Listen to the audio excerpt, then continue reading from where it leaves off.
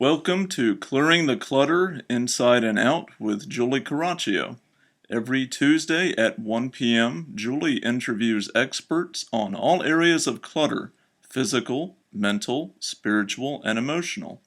A clutter coach and professional organizer, Julie also offers tips to help you get clutter-free for a more joyful and fulfilling life. Hey everyone, I want to introduce you to my new show, Clearing the Clutter Inside and Out. My name is Julie Caraccio. I'm an award-winning professional organizer and coach who is passionate about assisting people in releasing clutter in all areas of their lives. Clutter is stuck, stagnant energy and can prevent you from creating the life you choose, desire, and deserve. On Clearing the Clutter Inside and Out, our guest experts discuss clutter in all its forms: physical, mental, emotional, and spiritual, and provide tips for clutter-free living and how to organize your life. On Clearing the Clutter Inside and Out, our experts are thinking outside the box in areas where you might not realize where clutter is blocking you.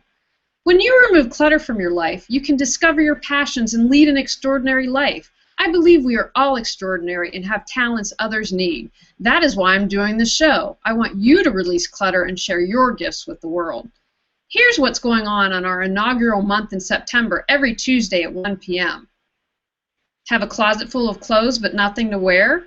Have 5 sweaters of the same style and color and wondering how that happened? Geraldine Thomas of Metropolitan Organizing shares tips to get your closet clutter-free. One of the most significant things that I think affects the interiors of our closet is our shopping habits. So today, shopping is easier than ever. 24/7, we log onto the computer. UPS, FedEx, whoever drives up 3 or 4 days later with this nice box of stuff. And I know in my own business, a lot of times clients don't find the time or have the energy, or they procrastinate returning stuff. So it's kind of a double whammy. The stuff sits there, it builds up, and you never get your money back. So it's just kind of wasted money.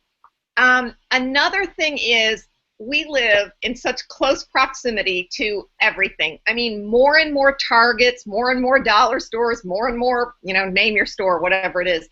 We are like the land of malls. And as Americans, more than other societies, I think, we have a tendency, when we're bored, when we're depressed, when we're happy, when we're celebrating, even groups of teen girls and boys now, I see, go to the mall to pass time. So it's kind of become like our national hobby is to shop. Are you prepared for the afterlife of your digital assets? What happens to your digital world once you've died? How can you create a plan so loved ones aren't trying to figure out what to do and where to find stuff? Emily Parks of Organized for Success shares what you need to know. In today's society, both businesses and individuals have a digital footprint that's scattered widely across the internet. It includes emails, online banking, iTunes music libraries, social media profiles, web-based photo albums, online file repositories, blogs, and more. It goes on and on and on and on. Well, for physical items in our estates, it's very clear-cut about how things are handled when we die.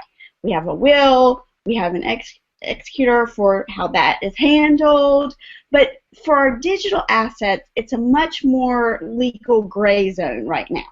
As websites want to honor their privacy agreements that they are creating with users when we create our accounts, the legal system has also made clear its desire to respect the wishes of technology users, which is why it's imperative for all of us to convey what might be our wishes related to our digital assets. Mindfulness and living in the present moment are ways to release emotional and mental clutter. Thai author Didi Nard shares her story and ways you can release negative emotions. But you know what? There was one lightning moment as my feet was stepping forward. I saw a thought of me wandering to the shareholders and the creditors. The moment I saw that thought actually disappeared. That moment. It was a life-changing moment. It was a freedom to mankind to me. I saw that, oh my God, actually we humans can be free from our thoughts and feelings.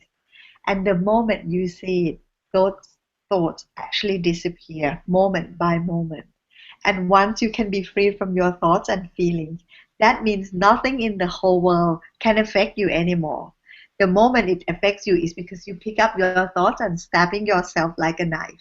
Things that happened actually ended long time ago, step by step, minute by minute. Like people talk bad to you, it's ended, but you keep bringing their words back to your mind and stabbing yourself with your own thoughts and feelings. When one has lots of clutter in their life, it can be hard to connect to their creativity and gifts. How can we let go of clutter and embrace our creativity? Creativity expert Katrina Fancook joins us. I think that is definitely a factor when people are getting to that point where they almost finish something and then leave it. There's a fear there, and then I think there's also those inner patterns that we grew up with. Maybe we had a parent that said, well, I don't really value that kind of creative expression, or I don't necessarily support your creative self-expression.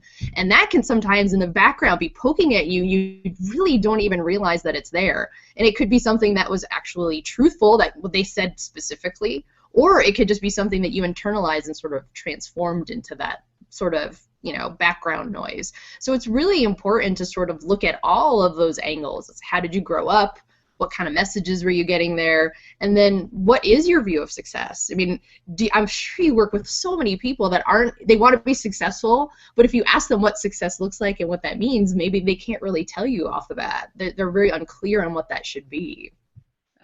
In our bonus clip for the month, I'm going to share my 7 R's of eco-organization. I will show you easy green tips to reduce your clutter. The first one is reduce. If you don't buy it, you don't have to organize it. Sometimes we get stuck and it's like the shiny, bright object. Oh, 10 for 10, I've got to buy it. Or here's a Groupon, I can get a sweater, but I need to buy 3. So the first thing I say is take a deep breath, and do you really need to buy it? Can you give an experience or something instead of buying one more object? Clearing the Clutter Inside and Out will air every Tuesday at 1 p.m. as a podcast, and you can subscribe if you'd like. I would also like to thank our inaugural sponsors, Assistant Angel Virtual Assistants, My Wardrobe Genius, Reawaken Your Brilliance Professional Writing Services, and Rapid Gift Bag. I am working on a video podcast too, but in the meantime, you can see all of these shows as videos on YouTube.